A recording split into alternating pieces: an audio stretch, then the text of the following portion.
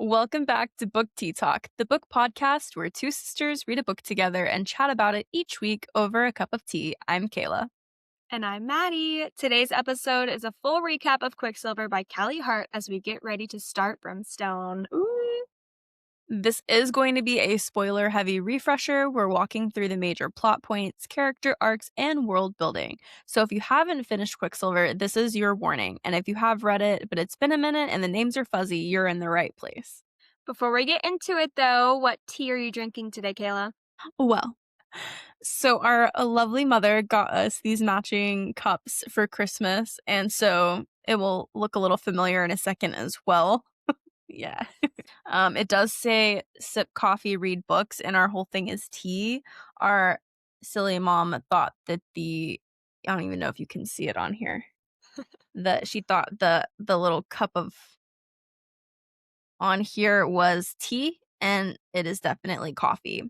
But it's still a cute mug, and it's nice and big and full and pretty. Anyways, I have the Taylor's strawberry and vanilla tea, and it tastes really good. It's very light, and I like it. How about you? Well, I have a very similar mug. I have the exact same mug. And I have the matching tea that she gave us too. I have the chai tea, and I added cream and syrup to it to make it sweeter. Okay, fancy dancy. Mm-hmm. Nice. As always, make sure you're subscribed so you don't miss future episodes. Okay? Are you ready to get started? I'm ready to get started. Before we really get into the recap, let's do a quick overview of the book itself. We're talking about Quicksilver by Callie Hart, as you all know. This is the first book in the Fate and Alchemy series, and as of right now, it's reported to be a trilogy. Callie Hart has also mentioned that she might do 1 or 2 additional books focused on side characters, but depending on how the trilogy goes. Genre-wise, this is an enemies to lovers romantasy set in a really brutal desert world where water is basically currency. Our main character is Saeris, who has secret magic and survives by stealing from the Undying Queen until everything completely falls apart. Yes. Yeah, she accidentally opens a gate to another realm and ends up in a frozen Fey land where she gets magically bound to Kingfisher. And Kingfisher is a grumpy, morally questionable Fey warrior who may or may not literally be death. We do love him, though. They're forced to work together in the middle of a centuries-old conflict, and the book is full of sharp banter, a lot of tension, magic, and deals you absolutely should not be making. And just for context, it is sitting at about a 4.33 average on Goodreads with nearly 800,000 ratings, which just tells you how big this book got. 5 stars for me, but maybe yes, I'm 5 biased. stars for me as well, both times that I've read it now. So good. So good. So we start in Zilvaren, the Silver City, specifically the Third Ward, which is the poorest district and where survival is already a daily fight. Saeris Fane, who's our female main character, is a human thief just trying to survive, living under brutal heat with 2 sons in rationed water, which their rationed water, which is what, like 8 ounces a day? It's like less than a cup. It's so small. Yeah. I believe it's less Like, than a cup. and it's super hot. Like, we're talking about desert heat. Yeah. And Could their not rations imagine. aren't even clean water. True. It's dirty water. So It's very dirty, like runoff from the richer areas with no filter. It's disgusting. exactly. Actually. Yeah, that's very But gross. she steals a guard's gauntlet, which immediately puts a target on her back. But she steals it because she says if she can sell it, like it's gonna set her and her brother up for literally life. Yeah. Her emotional anchors, her brother. He's younger than her. I think he's 3 years younger than her, if I'm not mistaken. And I remember, So but he's a couple she's years 24 and younger. he's like, I think 21, 22. Yeah. And then Elroy, who is an older forge master who looks out for her and feels like her father figure, in all honesty. And then we have Carrion Swift, an infamous gambler cheat who has a history with Saeris, if you know what I mean. Yeah. He hears about the stolen gauntlet and warns her to get it out of the third fast before the third becomes endangered, i.e., the queen's gonna kill everybody just because she's suspects that it's there. And he has family there and friends, and he doesn't want that to happen. So Saeris leaves the gauntlet with Hayden while she's in the tavern talking to Carrion. And when she returns, he's gone. So is the Yep. gauntlet. Yep.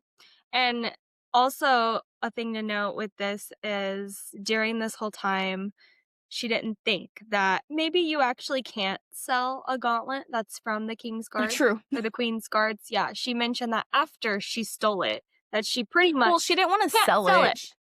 She didn't want to sell it. She wanted to melt it down and sell like the material, but True. even then they would have known where it came from. Would But have still put her Elroy in danger. declined doing that too because that's Yeah, his he forge. was like, So not in my forge, you're not. said, get that out of here. But yes, this is the moment where Saeris stops trying to be clever in order to survive and starts becoming very desperate. Once Saeris is caught, the story immediately jumps from street-level danger to world-ending stakes. I really liked this part of the book. At first, I was like, I don't really like this book, but once I got to this part, it started picking up, and I loved it. Interesting. Really? I Did was you like not have caught the same on. thoughts? No, I was caught on like before that. I feel like intros to a world are kind of like for me. Like I've got to be a couple chapters in to actually like be in the book. You know what I mean? Okay, that's fair. Yes. So Saeris fights the Guardians, which are the Queen's enforcers, and kills several trying to protect Hayden. So they caught Hayden with a gauntlet, and they were Homie's just going holding it. to yeah, he's literally just holding it. Like, what are you doing? Like, But I where believe they were were you gonna not kill him, thinking? right? They were gonna kill Yeah, him or arrest him or something, and because Saeris they was thought like, he did it at first. yes, because they thought it was a man that stole the gauntlet. Because they was like, how would a little measly woman steal the gauntlet? Yeah. But she was trying to protect her brother and killed a lot of the Guardians She in the killed process. 3 out of like 40. Okay, Yes. like there was still no way girl was escaping. Yeah, no way, but she still did a good job. She held her She own, did. which She is great. fought what she could. She did, but eventually she was caught, and then she was brought before the Queen.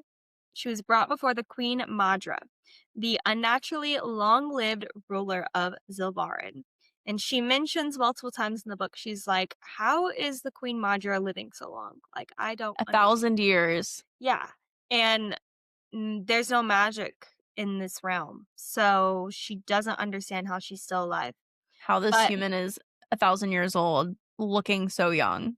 exactly. It doesn't make any sense to her. But Madra claims she banished the Fae long ago and threatens to destroy the entire Third Ward as a punishment to Saeris.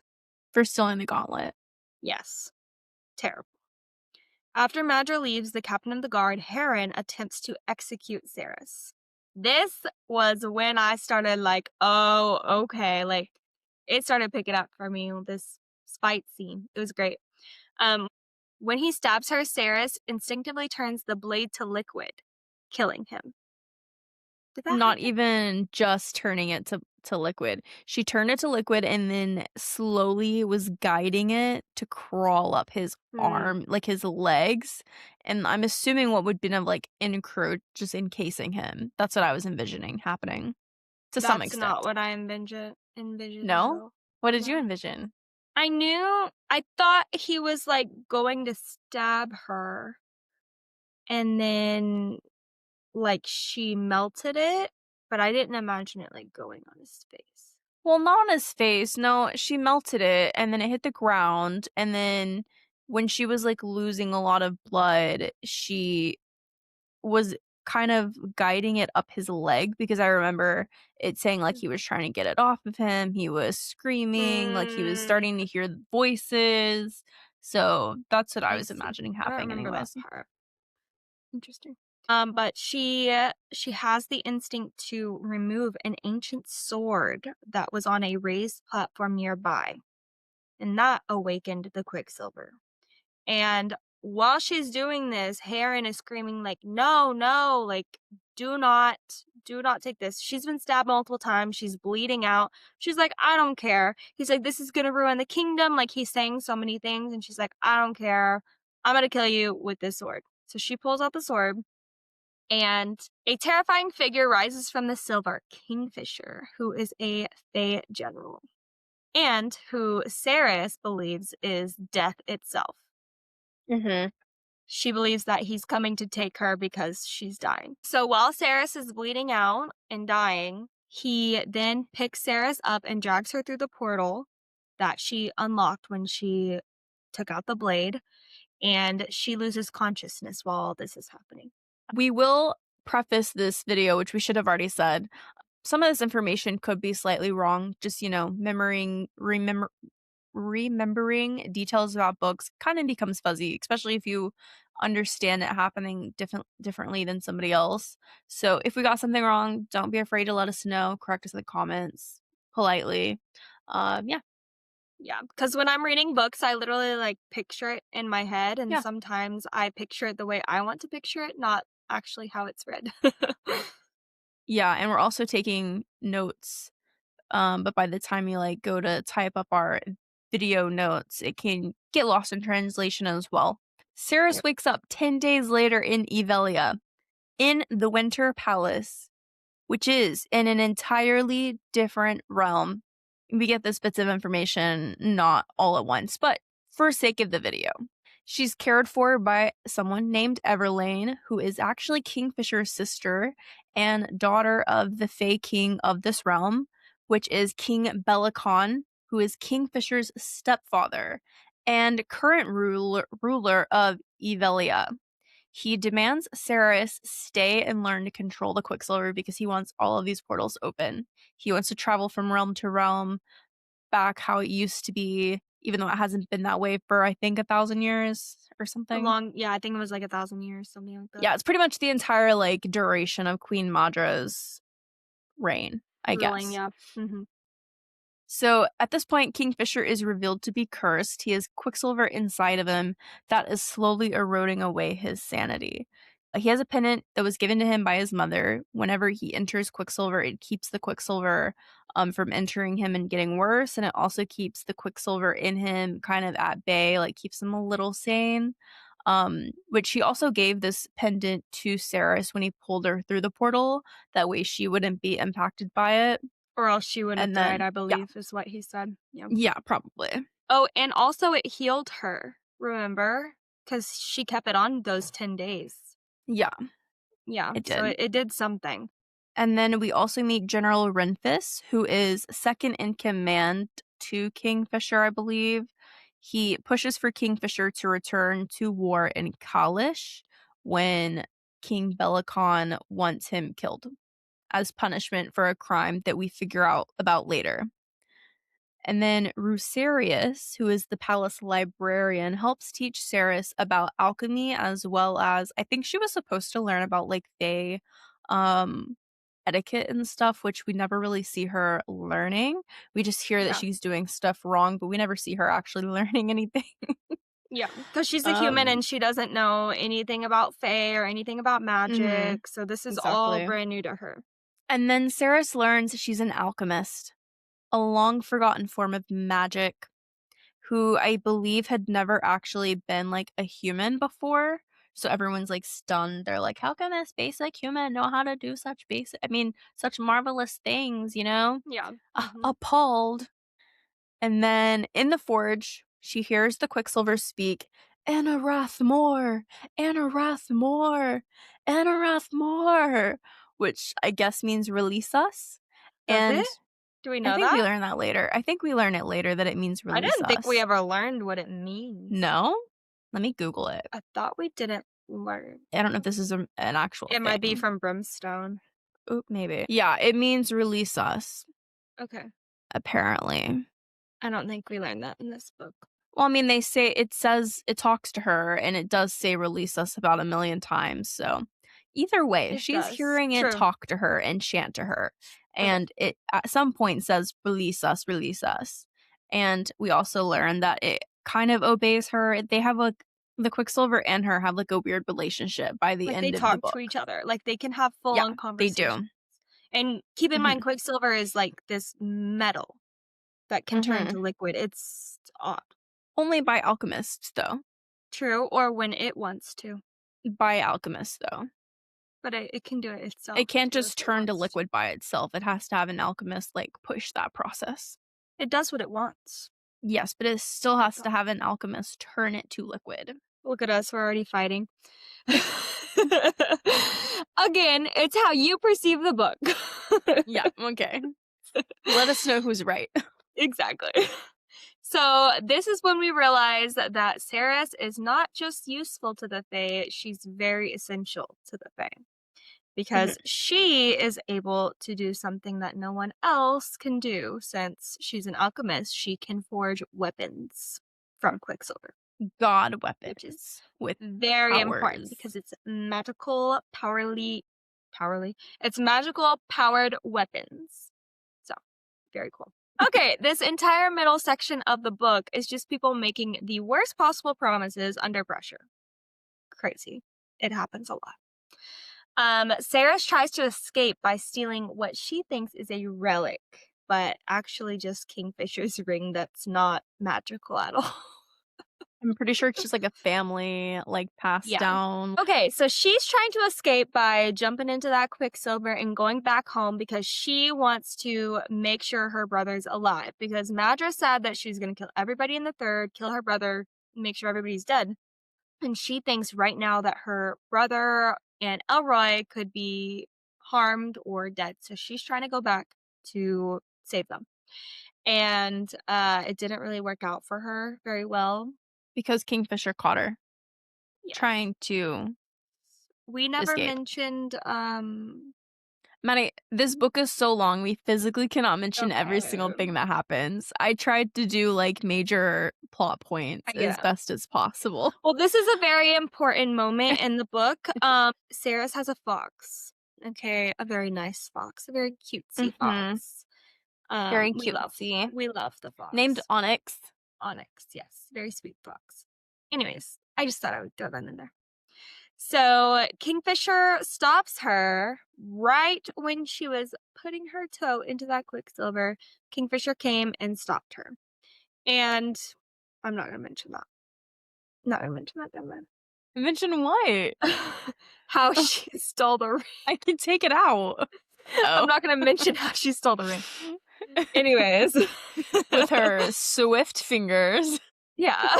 She pawned it off of his hand. She pawned it off his hand.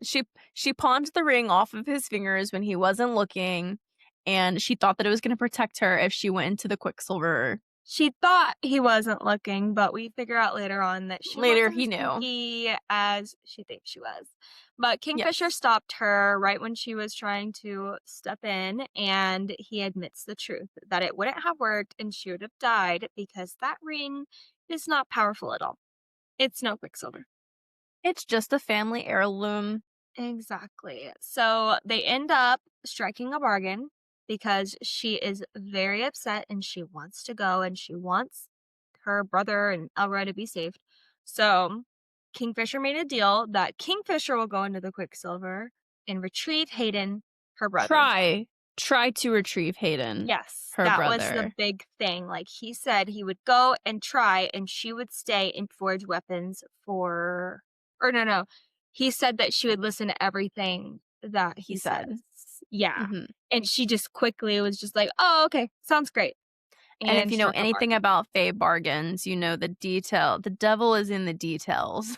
Yes, very detailed oriented than Fae. So she should have not said that she would do whatever he wanted her to do. Anyways, he jumps in. And if he only tried, it should have been a confirmed, if you retrieve Hayden. Yeah.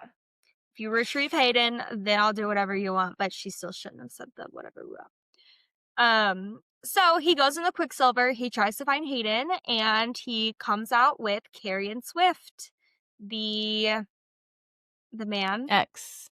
That's kind of her ex, kind of not her ex. Saeris was still bound by the oath because he said he would try to find Hayden.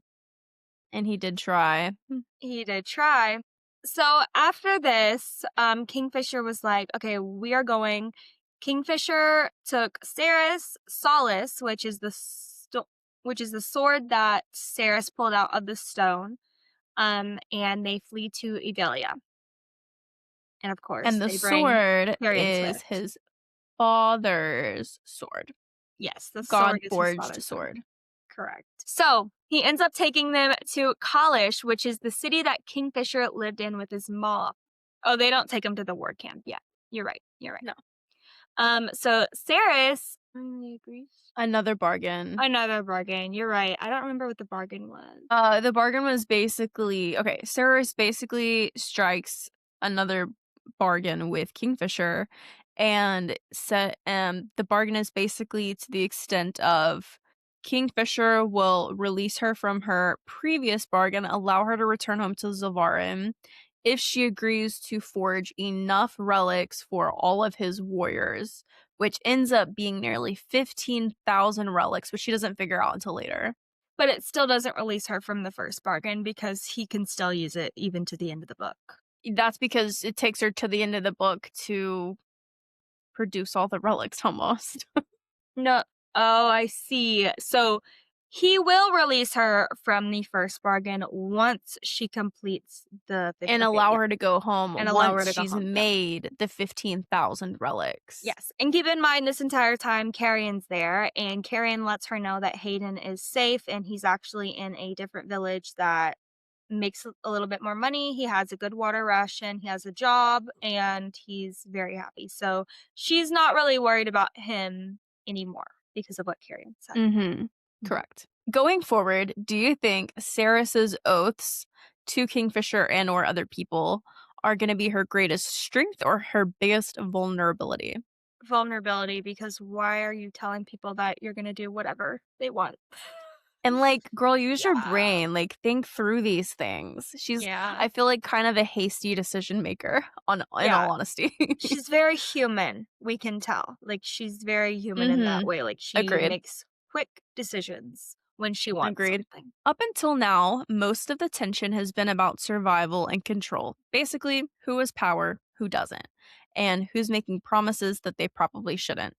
Once we're in Kalish, that tension finally collides with the actual war, and now the book kind of shifts to like war mode.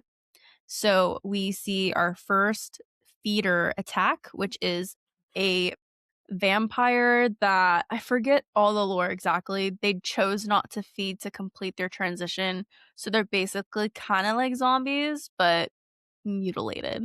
Yeah. The feeders attack across the frozen river, which is called the Darn, which is such an interesting name for a river. And then we see the vampire king, Malcolm. He taunts Kingfisher from across the ice. And during a council meeting, Danya, who is a fake captain in Kingfisher's circle of people, draws her sword on Kingfisher because she's like, "Where has this man been? You're a traitor. We don't want you here." Like, coward. And Saris gets upset. She's like, don't like someone putting a sword up to Kingfisher, you know? That's my So she man, you know? takes, no, for real. I don't want to admit it, but that's my man's. Don't do that. And she basically shatters Danya's sword in front of everybody into, I think, 1,000 pieces, Yeah. which basically outs her to the entire war camp at this point that she's an alchemist, and nobody knew except for Kingfisher and his like close people, obviously. And they're like, "Oh, an alchemist? We have one?" And he's like, "My alchemist. She's Oh. mine." Anyways, yeah. And then they have a night together, and Saris finds glowing runes on herself, and she's like, "Tattoos? You tattooed me and you didn't even ask?" And then Taylana, who is the healer, confirms the runes. She confirms this way later on. The runes are a god's blessed mating bond between the two people. Mhm. It takes them a long So time to get to this point, but Kingfisher knew, but didn't tell her that they're true. mates because he didn't want to solidify the bond because of his situation and he thinks he's going to die soon. He also just wanted her to, I think, have the choice. And so he's trying not to tell her while she figured out if she actually liked him.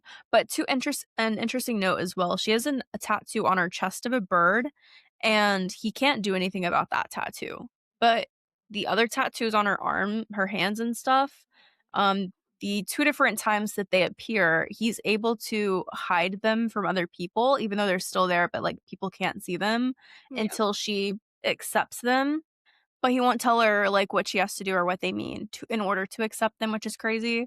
But basically, the way that she finds out is Carrion is hitting on Taylana, and Taylana's like, I'm happily mated, leave me alone," showing her tattoos. Mhm. And so Saeris goes over to her, is like, "What are these?" Yada yada. And Taylana says that her and her husband picked them to be tattooed on her as a sign of their, like, relationship, and explains that most people design them with their partner, and it is very rare and almost like a fairy tale for them to Mhm. just show up on their own, which is what's happening to Saris. So not only do we find that it's just a regular mating bond, but yeah, it signifies the god blessed mating bond because it also has the script on it. Crazy Exactly. Oh, times. and she also did you say about the god mating bond? Where it means that one of them is going to die a tragic death. I didn't mention that, but yeah, that's what Yeah. typically in The the script on the stories, the hand gods means. won Yeah. for meant to be tragic. They'd end Mhm. in tragedy, basically. Exactly. Quick note before we jump back in, if we look a little different in this half of the episode, it's because we ran into some recording issues the first time around that we recorded and realized we had a few pieces or a lot of pieces of information mixed up, and it was honestly just super confusing. Even listening, like re-listening back, it was kind of I didn't know what was going on. I didn't know either. I didn't know So what was if we going don't on know while what's I was going in it. on, right, if we don't know what's going on, you're not gonna know what's going on. So we did decide to re-record this second half and delay releasing it so everything is clearer and more accurate and actually makes sense to everyone listening. So thanks for sticking with us, and now let's get back into it. Before we go any further, we need to pause and correct something from the previous conversation because the vampire and feeder lore gets confusing fast. And we actually misspoke in our recording. Feeders are not vampires who chose not to complete their transition, and they are not zombies, at least in the way we described previously. Here's the actual lore. So Malcolm, the so-called vampire king, he's powerful enough to create true vampires through the Fae, which are beings who retain their minds, memories, and souls. For most of the book, we were told that he's the only one capable of this. However, when a vampire that was created by Malcolm bites someone, that person doesn't become a vampire. They die and reanimate as a feeder. Feeders are animated corpses. They are mindless, driven only by hunger, and they're controlled by Malcolm. They exist in huge numbers because he's been building this army for very many years. And later, we learn that Malcolm wasn't actually the only one capable of turning someone into an actual vampire. Taladeus can also do it, which we see. Yeah. The knowledge to do so is just a hidden knowledge, so by all intents and purposes, everyone thinks Malcolm is the only one able to create a vampire. So Everlane is captured by Malcolm and bitten, but she's not yet turned.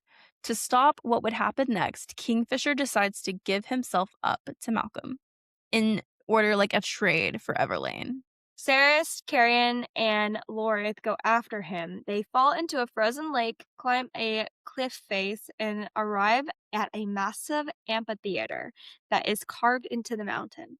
And this is where the reality of our situation really sets in. The amphitheater is filled with hundreds of thousands of the undead. These are citizens of the city that Kingfisher burned into Gilthry many centuries ago. They're chanting, Inarath more, which means release us. This isn't just a battlefield, it's a graveyard especially built to punish Kingfisher. So here we are introduced to Heron from the beginning of the story, which is Queen Madra's Brother, guardsman? I think. Oh, Guardsman. yes. Belicon's brother, Yes. right? And Yeah. also we get reintroduced to King Belicon, Queen Madra, which plot twist are related, and then Malcolm, who are very clearly working together on some big sinister plot. Bestie pals. Belicon releases Kingfisher from an oath of silence that has bound him for 150 years. It is here where Kingfisher finally tells the truth when his city, Gilthry, was overrun, he made a deal with Bellicon to save as many citizens as possible. Bellicon flipped a coin to decide their fate, but Malcolm caught it before it hit the ground, meaning the deal could never be fulfilled by cheating, which is basically what Kingfisher had been doing the whole book. Like, he was cheating on the deals with Saeris, but he was teaching her not to make the same mistake that he did. Oh, I've never actually thought about that. That's a good Mhm. catch. Yep. But Malcolm's speeders devoured the city anyway because the deal wasn't completed, and Kingfisher realized every remaining citizen was destined to become a part of Malcolm's horde. Yeah. And that's why he burned the city, not out of rage like many expected, but out of mercy. It's here that we learn that all the hate towards Kingfisher is honestly just unjustified. He was just prevented from telling all this information to everyone, which made him look like he acted selfishly when he really didn't. Yeah. Made him look But bad, but really he did what anybody would do in that situation. It was like no, a for real. lose-lose regardless. Exactly. He did what he thought was Mhm. best given the circumstances, and I think Exactly. he made the right choice. Agreed. But Malcolm had built this Colosseum and a labyrinth beneath it, hiding the coin at its center. Kingfisher has spent the last 150 years trying to find it because tossing it and allowing it to hit the ground would finally complete the original bargain and release the dead that are trapped here, regardless of which side that it laid on. Yep. So they, being Saeris and Lorith, I believe.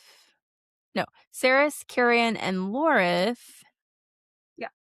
enter the labyrinth, and Saeris is pulled towards the Quicksilver because of all the training she's been doing with Kingfisher. But the walls are shifting constantly, and it's designed to disorientate and torture Kingfisher. This is the labyrinth he spent the 150 years in as well. Disorientate? Yeah, I I'm feel gonna like leave that's that. not a word. Okay. I'm leaving it. And I'm leaving this conversation. Okay. um, they reach a mountain of coins meant purely to break him, and that's when Bellicon and Malcolm arrive. And he thought this entire time that the coin was in the big mountain. He spent years searching through this huge mountain of coins. Yep.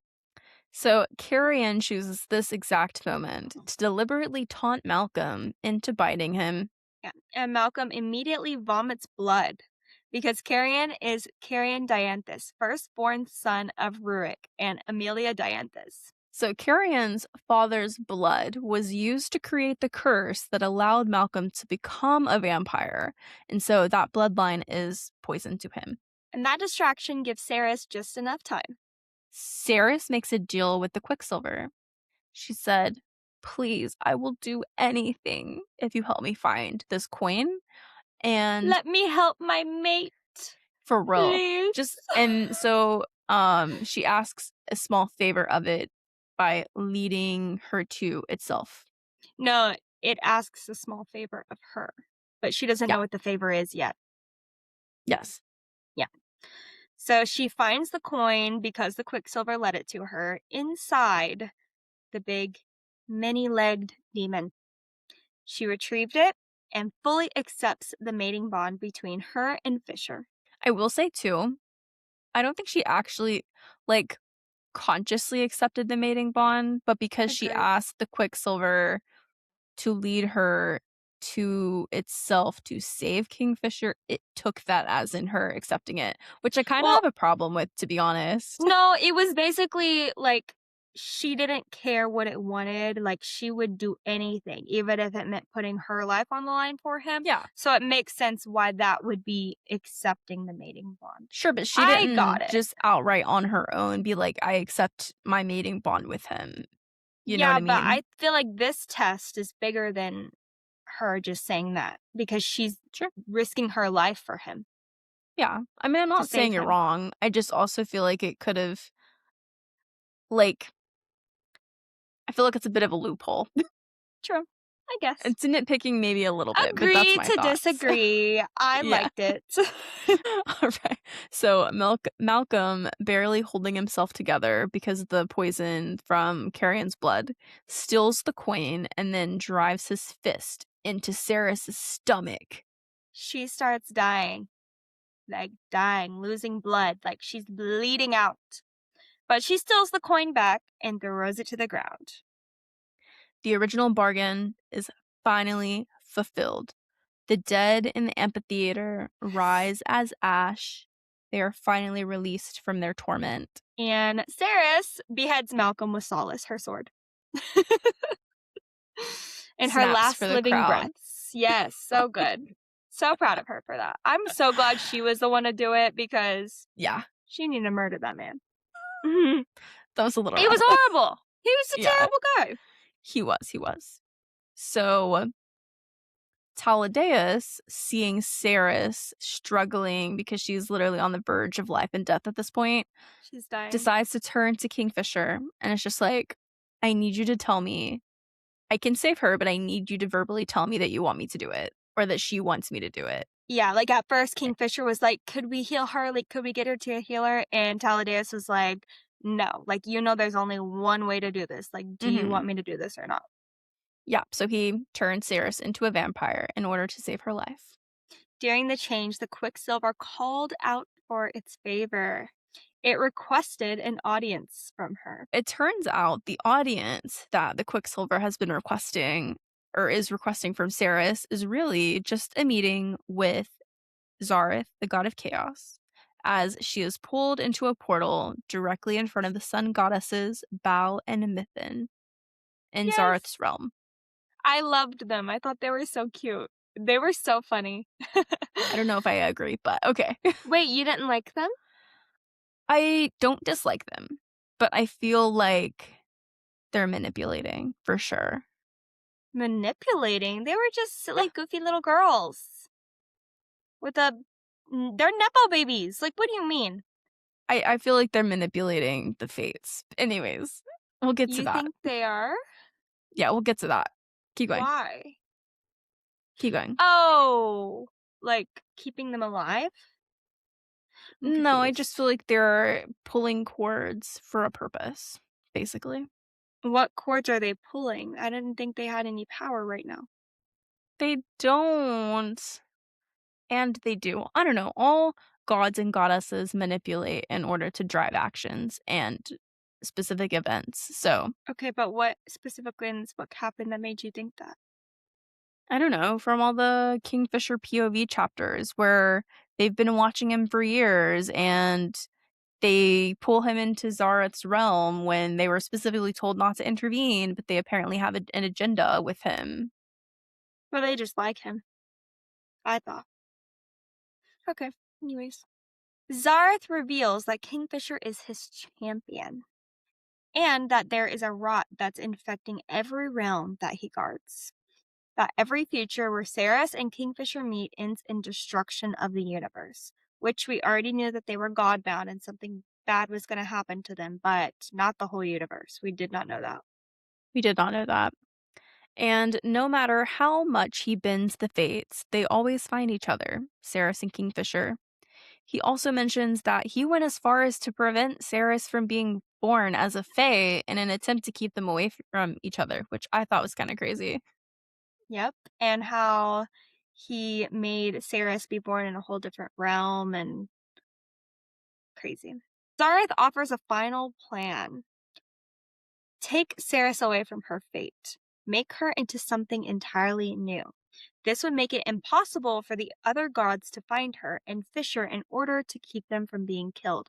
So Saeris is going to be a completely different thing that they've never seen before. So she's going to That be... way the universe doesn't recognize her.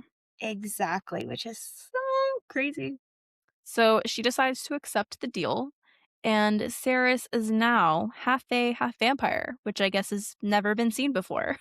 Crazy. And Everlane is also stuck in a slumber that she cannot be awoken from. And surprise to no surprise, Madra and Belicon have both fled and no one knows where they are. Surprise, surprise. Carrion is no longer glamored to look human, so he's got little pointy ears, and it turns out Kingfisher's father escaped with Carrion when he was a child and took him to Zilvaren for his protection. He's the rightful heir to Yvelia, Madra had unknowingly trapped him there for thousands of years when she closed the Quicksilver portals. And to top all of that off, because Malcolm never named an heir to Sanus Roth, which is the vampire realm, Saeris beheaded him. The vampires now want her to be crowned the new vampire queen in 2 days. And that is where we end Quicksilver. Crazy ending. Yes. So crazy. I loved it. And then It's really good. we did also go ahead and read the 3 Quicksilver Kingfisher POV bonus chapters. So we also thought it would be best to include that in this episode as well. So that's what we're going to jump into next. Since they're very important before the start of They the are. book. Otherwise, you might be a little confused like we were as far as information goes. In case you didn't know, the author's website or on Audible, you can listen to and read the 3 chapters. So on the author's website, it's free. And on Audible, I think we paid, like $2-3? It was very cheap. On sale, It's only 3 chapters. I don't know if it's like that all the time, but it was very cheap when we got it. Yeah. I think it is. Probably. I think it's less than $5 at all times. I think we did get it on sale, though, for like 3. So we start in Ajun City, which is not just an ordinary stronghold. It is a city that sits in the mountains and is protected by a 100-foot enchanted iron gate, which no fell creature has breached it, and it has never fallen in the centuries that it's existed. So a powerful,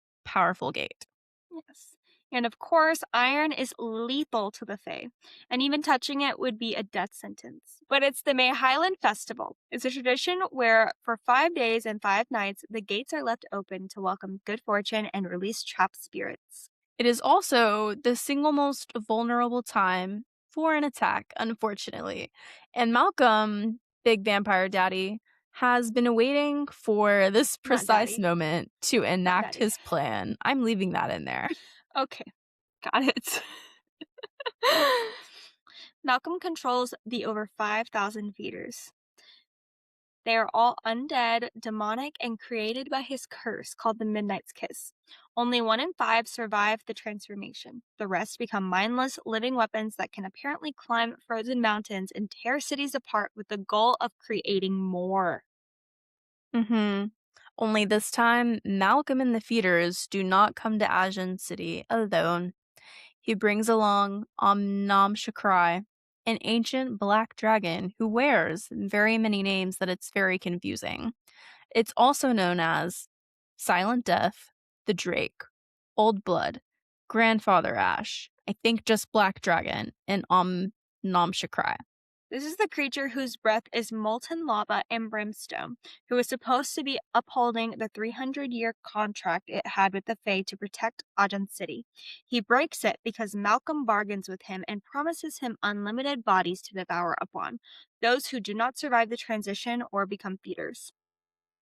So basically, Ajun City is attacked from both the feeders and the dragon at once, which is obviously just asking for disaster. Standing in front of the soon-to-be apocalypse, it's Lupo Proelia. This is an elite warrior pack made up of Rimphis, Morel, which is his twin sister, Danya, Corix, Foley, Bashgideon. Okay. Bashgideon, and the newest member, Lauren.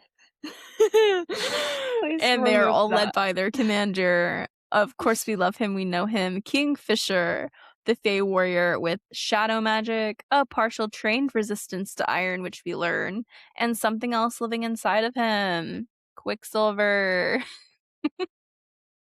It's a sentient being whispering with many voices embedded in its body and eye, communicating through voices, visions, and compulsions. It acts as a chorus of past traumas and warnings, constantly influencing its mental state and blurring the lines between reality and hallucination. That Quicksilver, yeah, it's lurking and watching as this battle is taking place. And it guides Fisher into not separating from his group of warrior besties. Not the warrior besties. No, I wrote that. I love that for you. Civilians start to panic and flee Ajun City with the impending doom that is about to take over their city. They start to flee out of the city directly into the path of the feeders as they are terrified of being trapped and burned inside of the wake of Anam Shakrai. You say that so much smoother than me. In my head, I can say that so smooth, and then out loud, it's not coming out like that. I'm not even reading it. I'm just imagining how was said in the audio. Said in the audio. Yeah, that's fair. So the fire sprites who normally close the Ajun Gate, because they're able to close the Ajun Gate, and I think are the only ones, at least in the realm or the city, that can close the gate, they're gone. Which leaves only one way for it to be closed to prevent the slaughter that the feeders are about to bring into this city. Someone has to sacrifice themselves and touch the iron gate to close it. Kingfisher realizes this instantly. He does not communicate with his Lupo Proelia, and he grabs the gate and begins to close it.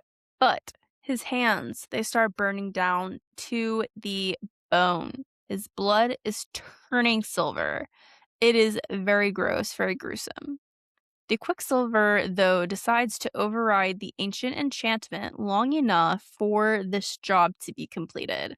So Renfus and Lorith, they also jump to the outside of the gate and push on Kingfisher's back to help him close the gate because he's struggling and is about to give up.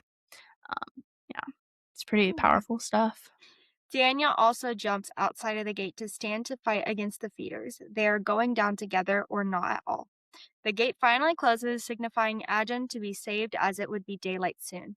Kingfisher collapses to the ground and is pulled into a light. By who, you may ask? The goddesses, of course. Because who else? Kingfisher awakes in the realm of Zareth, the god of chaos, but he's next to the twin goddesses, Bal and Mithrin. We've heard before. They are the daughters of the god of chaos. I think I mentioned that before. Don't remember. Yeah, I think we did. But they do say that they weren't supposed to pull Fisher. They weren't supposed to intervene. They were told not to. But they did anyways, because the goddesses have been watching Fisher for years, probably longer. He, in a way, is their form of entertainment in their realm. They are also quite smitten with him. They little obsessy-wessy. They like him a lot. That was gross. What's real gross? I said obsessy-wessy. Yeah, if you're leaving all the other crap I said in, you have to leave that in. Oh, I'm leaving it in. The goal is to make us more cringy each time. No, literally. It's like I'm turning millennial. It's terrible. That's rude. No, these are millennial sayings. Are they? Obsessy-wessy? I think a Gen Z would say that. A millennial. Oh, you want me to start adding the word per and slay? Nobody says that. And I work with a girl. Tangent. I work with a girl at the bookstore who is in a fraternity, but it's a business fraternity, so they allow girls and guys in there. But she stresses me out the way she talks all the time. I feel like I need a dictionary to keep up. She says per all the time, as you should. I can't even remember the rest of the ones, but yeah, it's kind of crazy. How old is she? Young 20s. Okay. I don't know. She's probably your age, if anything. Interesting. I don't say She's per. That's gross. No, but you're also not in a good college. I mean, you are in college, but you're not actively in college, going. Not in a frat. Yeah. That's what you're saying. So, I don't know. Yeah. So the goddesses mention that this is Fisher's third time in Zareth's realm. They heal him up from the injuries caused by the Ajun Gate when he was closing it. And upon a hill in the distance, crazy lore, Fisher notices a man, or a god, Zareth, with a wounded woman who the goddesses tell him is, quote, the future. Any guesses who this may be? His future. Kingfisher is drawn to the wounded woman. Extremely drawn to her. But is prevented from going towards her by the goddesses. They explain that time does not behave properly in their realm and provide Fisher with a sword. They say that this sword is ancient and it has been waiting on him for a millennia. They tell Millennia. him Like Kayla. millennia. Millennial. They tell him he must name his sword, as is the way with god swords, before sending him right back to the gate in his realm. Seconds before the feeders reach his friends who are guarding the Ajun gate still.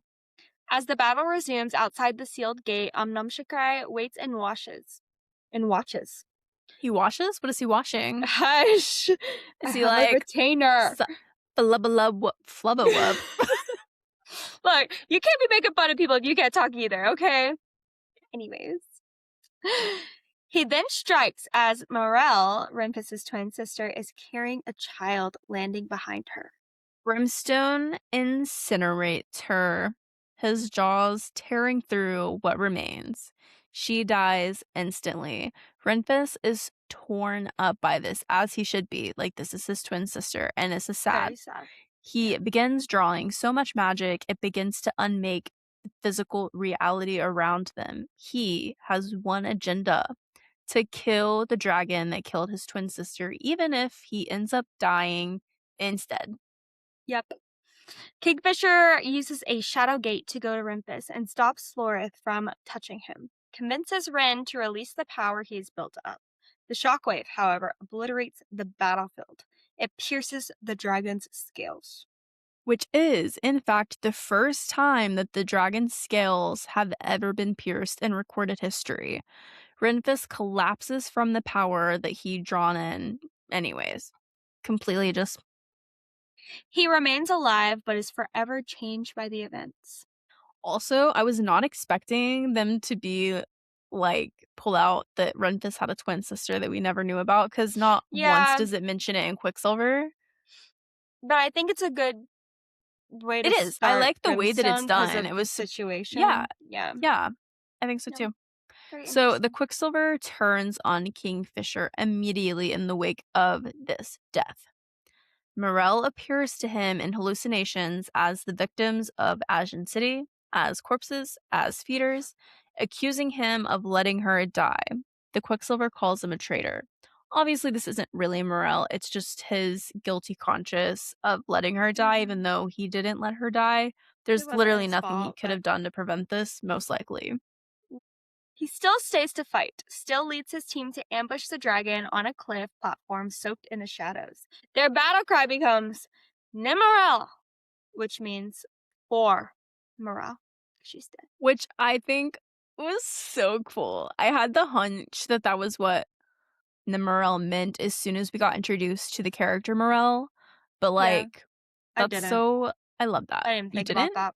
No, I had no. Well, I didn't think no that it idea. meant for Morel, but I had a feeling that she was tied into it in some way, considering She had something to Morel do with the is sword. literally the spelling of Morel. So fully, remember that guy? He's thrown off the cliff and he dies. So all of the god swords, they fail, and the scales on the dragon do not break further. Danya's god sword cannot pierce the scales, and Kingfisher realizes a truth. Danya? It's Danya. It's Danya. I don't know. Danya, tomato, tomato, potato, potato. I know, because I hate her. Anyways. Aggressive. The only vulnerable places on the dragon are the mouth and the eyes. He charges towards the dragon and is thrown. He shadow gates, but the dragon catches him midair and swallows him up. So inside the dragon's mouth is where Kingfisher is now. He drives his god sword upright and screams, Nemorel! But what kills the dragon is not the steel or magic, but a divine vengeance channeled through his body and his sword's blade. It's crazy.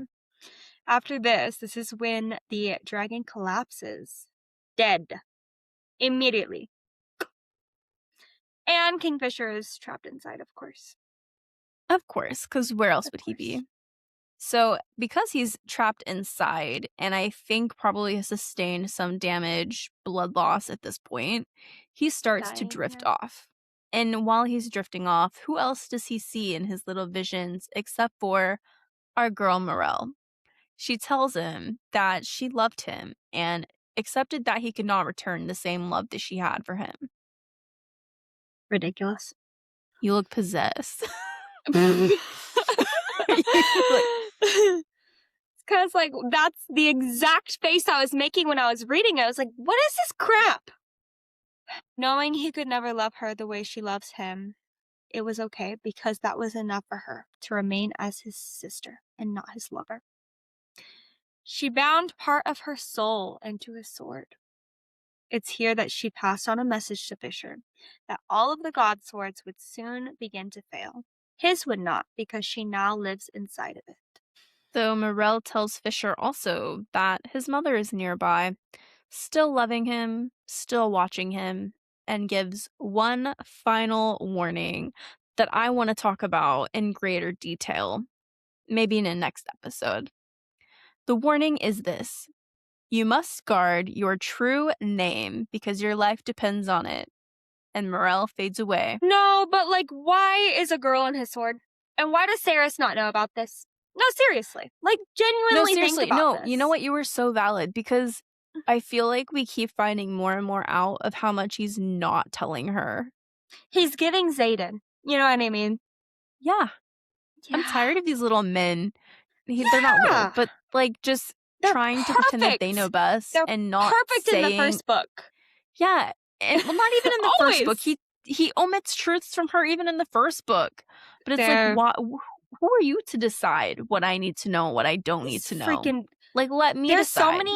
There's so many bad men in this world that they're even changing our freaking books. Okay? Like, I thought our books were Mind you, safe. this was written by a woman. Terrible. It's probably written it from her experience, honestly. And you know what? Maybe. Poor her. Oh, ridiculous.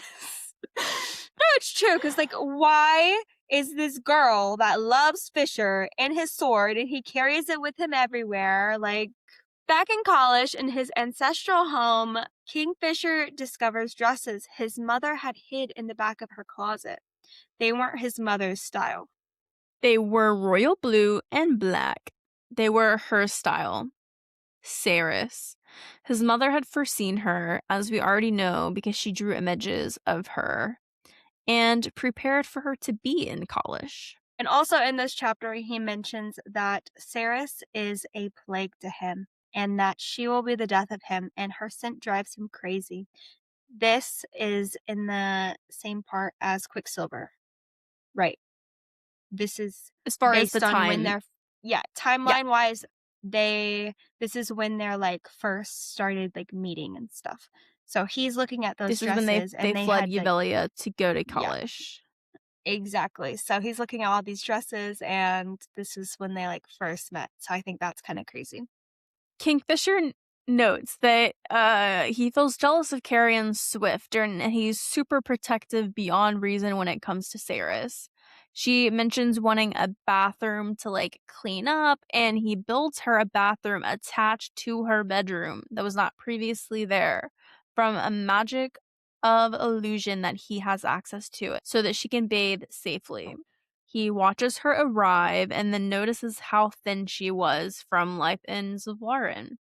As she begins to undress, he closes the door and leaves. He decides he will be cruel to her so that she hates him. And that is how that's the last chapter of the Kingfisher POV, where we get a little glimpse into how he's feeling about Saeris and the fox and just the whole situation in general, which obviously is clearly fighting his feelings and attraction towards her on the basis of the fact that she's vulnerable and fragile because she's a human. So, super fun. Do you have any theories for what's going to be in Brimstone? I think for sure, well, I don't know how many books she's going to do, but obviously at some point they're going to just a trilogy. It's just a trilogy. Okay. Then it's probably not going to happen yet. Kill off the three. Who's the three? Madra. Them. Oh, that's right. Because Madra and Bellicon are still alive. They're still alive, yeah. So, and I think at some point Hayden might come back. Yeah, and maybe Elroy, they'll go to I the imagine. human world. I don't know.